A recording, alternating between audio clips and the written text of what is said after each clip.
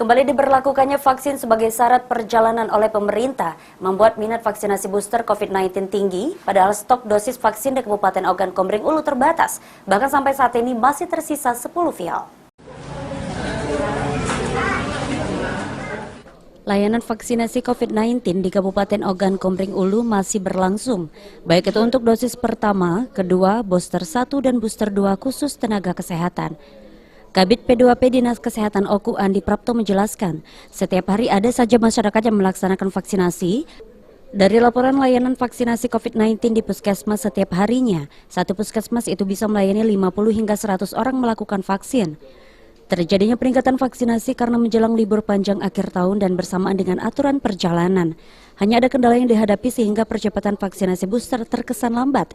Karena ketersediaan vaksin yang terbatas, bahkan untuk saat ini masih tersisa 10 vial dosis vaksin saja. Kita dari Dinas Kesehatan serta jajaran sebenarnya siap untuk melaksanakan vaksinasi itu.